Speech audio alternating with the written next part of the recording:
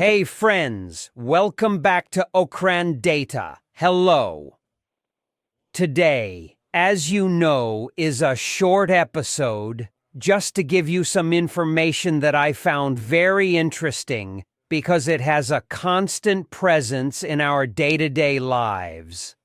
I'm talking about the use of social media as a propaganda tool in the current conflict. Obviously, you already know I'm talking about what's happening in Sinaloa. And you can't deny that the gossip is good on social media, right? Because all day they keep posting stuff. Both groups, the pesetas and the sombreros, are involved in what we can call a digital confrontation. Both use platforms like Instagram, X, TikTok, YouTube, etc. to not only promote their power and influence, but also to fight a psychological battle. Practically speaking, what they aim to do is manipulate public perception and the narrative surrounding each group, highlighting their advancements and, of course, discrediting their opponents. Basically, the purposes of the digital confrontation are, first of all, obviously to make propaganda. Both groups use social media accounts to show their strength, their power, and to flaunt that they are making significant advances. The battle isn't just fought in the streets, but also right here on social media, where they aim to control the narrative and gain public support. First, let's talk about social media as a battlefield in itself. We know that social media is an extremely powerful tool for influence in traditional conflicts. Information and propaganda have always been key tools. But today, in the modern world, platforms and social media have replaced traditional media. It's no longer necessary to control a TV channel or radio station. Now, anyone with a simple phone and internet access can generate content in a matter of seconds or minutes, and it can be seen by thousands, even millions of people. But how are the pesetas and sombreros using this? In this conflict, social networks have taken a leading role. All of you have already seen it. There are many accounts that we can immediately notice are designed to glorify their image, posting photos of their luxuries, their cars, their gear, and all kinds of excesses. But usually, people think they do this just to show off. But if we dive a bit deeper, it might be that there's a darker intention behind this, which could be to project power or authority, because by displaying a life of great wealth, they're sending a clear message, which is, we are the authority, we do what we want, and we have what we desire. These accounts also serve to create a kind of personality cult, because there are millions of young people who see that, and for them, they become aspirational figures. And they take them as examples of success, and unfortunately, that turns into a kind of culture that's very hard to uproot. We've all seen videos of all kinds and photos and images praising and extolling X or Y group. And what is the goal of all this? Well, it's simple. They're waging a digital battle to promote their organizations on each side. In the OCRAN, like in any other profession, perception is everything. If you manage to convince the public, your allies, and even your enemies that you are in the right, you can consider you've already won 80% of the conflict. As we've seen, these propagandas have several objectives. Some aim to scare others, to instill fear in the enemy, while others want to recruit followers or sympathizers, and many who simply try to create chaos because they spread false information, and many others who only share information. In the end, the final goal is always the same: to gain ground either literally or symbolically. The interesting thing here is to see how each group tries to control the narrative and constantly attempts to delegitimize the other's narrative. If one of them makes a mistake in their actions, immediately the people of the other group amplify it on social media, and in the same way, the other group also minimizes that fact. Many times in their own accounts, they promote false advances to keep morale high within their ranks. The bad thing about this is that this not only affects the people involved, but the ones who suffer the most from this are the civilian population. Many times the public is influenced by what they see on social media, and their perception of who is in control can influence their decisions. Let's say, which faction to support. We cannot deny the impact this has on the youth. Social media are the perfect medium to attract the new generations. On TikTok especially, young people see videos of these characters showing a lifestyle that seems glamorous. And this is part of a recruitment process where the image of power and wealth is what attracts potential new members. And for bad, the audience is not only local, but international. And both groups have followers all over the world, so their influence crosses borders. I have analyzed both groups, and I have also analyzed the areas where each group has control. And the truth is that OCRAN is like politics. None of them are 100% good, but some are better than others, and others are less bad than others.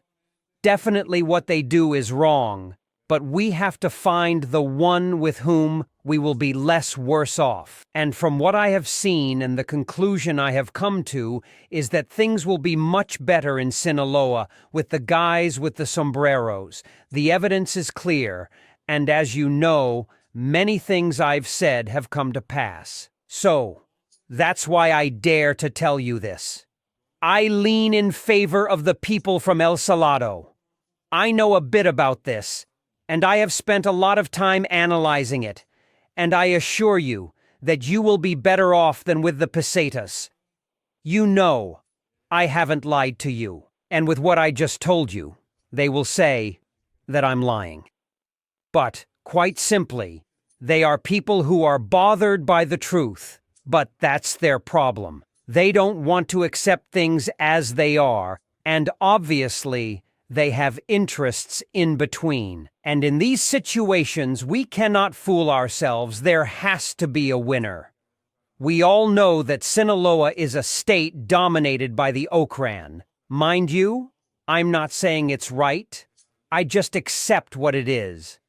And it has been that way for many years. And the way things are, the way politicians are, that's never going to change, no matter how hard they try. So we have to choose and see where we will be better off. Just because I support one side doesn't mean I'm lying to you, not at all. About the pesetas, I'm not going to exaggerate. I'll simply say what it is, what they are, and what they do, just as I've been saying and doing since the first day I started this podcast. So don't get confused or mistaken. And it's that I, like anyone, can have a favorite. Just like that meme guy, A. Lucene. You know who the meme guy is who spends his time inventing things. But, well, you know. Just like the Instagrammers also, some YouTubers, they lean in favor of each group. For example, the meme guy, you know he's a puppet of the pesetas. Maybe they promised him he'd be the point there in the Monos Beachies, as he says in Mazatlan. That's why he spends his time sucking up to those lowlives. And you can't tell me he doesn't, because he's always defending them. And defending them that they are the best, that they are the greatest. Everything they do wrong and lowly and scummy, that's the meme guy. He always has something to say, or rather, to make up and blame on someone else because his crew is never the bad guys in the story. And well, Cameline, I know you watch all our videos and you're really attentive to what we post and everything we say. I want to openly make you a bet like in wrestling. I bet my mask against your little hair that you still have to see who wins this conflict. I say it openly. I'm more in favor of the guys in sombreros, and well, we already know which side you lean towards. We know which side you're on, as the saying goes. We know you're a spy, so what do you say? To entertain the public? To motivate ourselves? Will you accept or not? And as I always do, exclusively, I'm going to say this. The puppeteer of Memelin is very upset with him for a video he uploaded, as they say, disrespecting him. And also because he commented on what happened on July 25th, blaming the Sapitos. So, my sources within the Pizzetas tell me that Archie ordered Panu to handle him, as he says himself, because he talked about them and hasn't taken action against the people in sombrero as he should. And with the stress, I imagine Archie must be under, well, I don't know.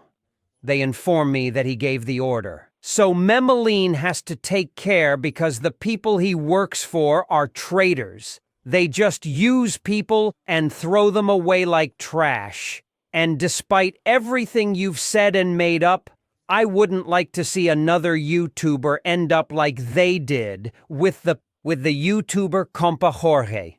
This filth, well, as a YouTuber, I already told you, I'm on the side of the guys in sombreros, and I support this cause and the other famous YouTuber who you already know, the Crybaby Toys, who keeps crying because his buddy is over there in New York, the Crybaby. You already know. He is 100% Pizzeta and supports them with money in this situation happening in Sinaloa. Poor kid.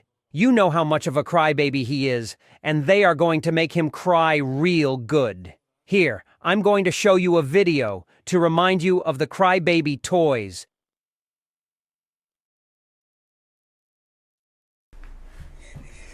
Yo solamente tengo amistad con mi amigo y una amistad vale más que todo. Éramos amigos, millones de empleados y el día. La gente de canal lo sabe. No me da vergüenza subir este tipo de historias. Es mundial, esta historia mío, 30 años. Y gracias por siempre por todo. La orden siempre. Well, friends, you asked for it a lot. I'm talking about the Weeper episode. I finally managed to gather some data about it, and when I say the Weeper, I mean it literally. You'll understand why in the episode. I promise it's going to be very entertaining and interesting, so you can't miss it. It will come out in the next few weeks, so stay tuned. Another famous YouTuber who's also on the Sombrero team's side is this big guy. Here's his picture. Mr. Adrian Marcello, what do you think? Just messing around.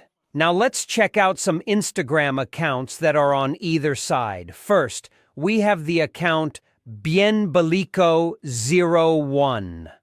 This account leans more towards the Sombrero team. Then there's the Alt Minute account. You can see it on the screen. This one is also on the Hat team's side. The Notice Culiacan account is 100% for the peseta.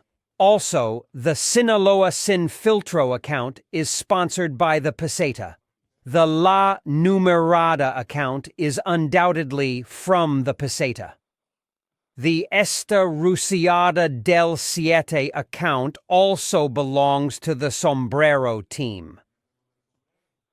The new Sinaloa account is also aligned with the Sombrero team. The Belicata Culiacan is 100% with the peseta, And on TikTok, we have Cazador.06, which is with the Sombrero team. On the social network X, there's the Nayarita 8248 account that supports the Sombrero team. Well, friends, that's all for today. I just wanted to give you some examples. Remember that this is a battle of perception, information, and a lot of misinformation. What used to stay in the shadows is now exposed publicly in real time.